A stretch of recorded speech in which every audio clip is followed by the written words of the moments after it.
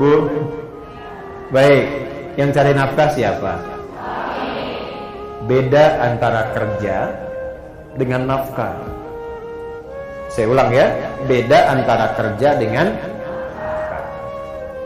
Nafkah itu usaha yang diikhtiarkan untuk memenuhi kebutuhan rezeki di rumah tangga. Usaha yang diikhtiarkan untuk memenuhi kebutuhan rezeki di mana? Bentuknya beragam jenis pekerjaan, tapi tidak semua pekerjaan itu sifatnya nafkah. Wah, ini mulai serius nih.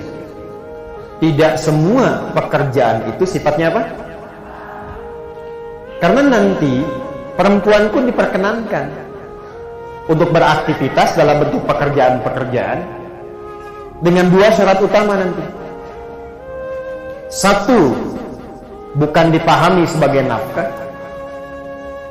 Yang kedua, tidak mengganggu stabilitas di rumah tangga, yang mengabaikan tugas-tugas pokoknya.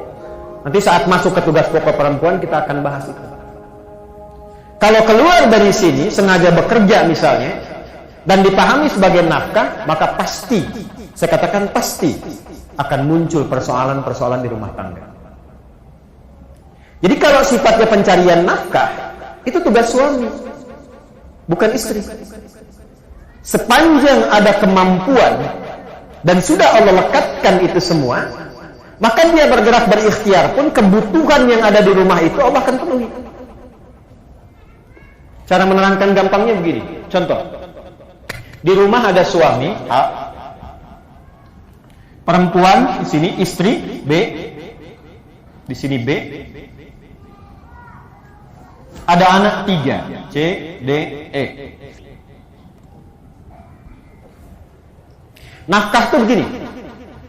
Kalau suami A dia bekerja mencari yang halal dan baik, dapat berapapun dari pekerjaan itu akan Allah cukupkan untuk seluruh yang ada di rumah ini. Nanti hasilnya diberikan kepada istri, istri mengolah jadi untuk semua. Ya. Makanya nanti di Islam itu ada bab khusus. Nanti kalau bapak-bapak ngaji saya terangkan babnya. Bagaimana suami bisa mensupport mencari rezeki yang baik, yang mencukupi, bahkan menyenangkan untuk istri sehingga mudah untuk mengolahnya. Tapi karena ini kajiannya untuk ibu, saya ingin katakan, suami dapat berapapun diberikan kepada istri, itu Allah akan buat cukup untuk sekeluarga. Sebaliknya, kalau istri memaksa, memahami untuk bekerja sebagai nafkah ke sini, maka sebanyak apapun yang dibawa ke rumah itu tidak akan pernah menjadi cukup untuk kebutuhan keluarga, dan selalu akan lahir persoalan-persoalan di dalamnya. Jelas? Zaman Nabi perawat ada yang jadi perawat, yang jadi guru ada, karena memang ada sifat-sifat pekerjaan yang memang mutlak perempuan ada di situ. Yang mengandung siapa? Yang melahirkan siapa? Perempuan. Masa yang periksa laki-laki? Saya ulang, yang mengandung siapa? Yang melahirkan siapa? Anu ngababarkeun saha? Istri, perempuan, ibu. Kok yang periksa laki-laki? Makanya di sini perempuan jadi perawat, perempuan jadi bidan, perempuan jadi dokter, perempuan jadi guru, boleh tidak? Boleh. Sayyidah Aisyah radhiyallahu taala anha ummul mukminin, guru, pengajar, bahkan ada murid dari kalangan laki-laki pakai hijab tertentu. Jadi guru boleh, ya. Jadi pengajar boleh, jadi dokter boleh. Silahkan, sepanjang nanti ada bagian-bagian yang tidak boleh kemudian masuk ke dalamnya, karena itu bagian laki-laki. Kalau ibu ingin menyalurkan profesi, misalnya ada bakat tertentu mengajar, silahkan, tapi jangan jadikan pengajaran itu bagian dari pencarian nafkah. Jelas? Nah, nanti hitung-hitungan kesananya, harusnya kerjasama, kesananya malah hitung-hitungan. Ini harta aku ya, ini yang punya kamu ya. Kalau kita nanti berpisah tuh, kemarin baru nikah udah mikir berpisah. Pokoknya kita pisahin, kalau terjadi apa-apa bagi dua. Tuh.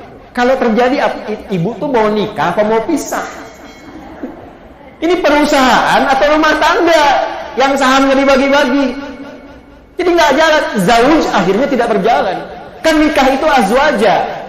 Wa min ayatihi an khalaqalakum min anfusikum azwaja. Jadi partnershipnya bersama-sama menata keluarga, bukan membagi-bagi untuk berpisah.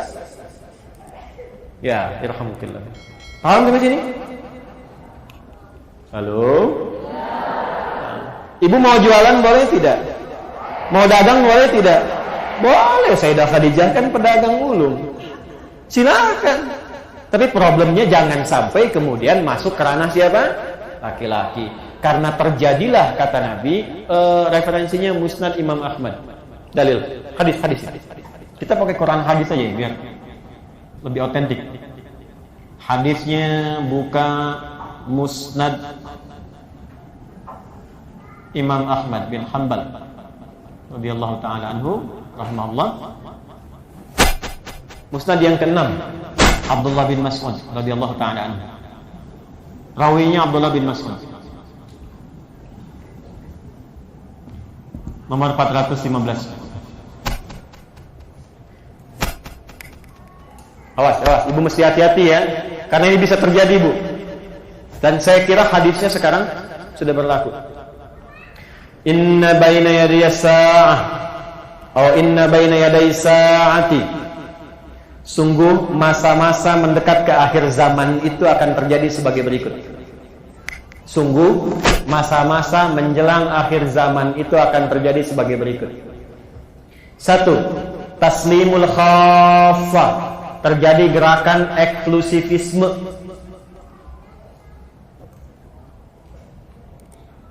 Apa Ustaz eksklusivisme itu? Cara pandang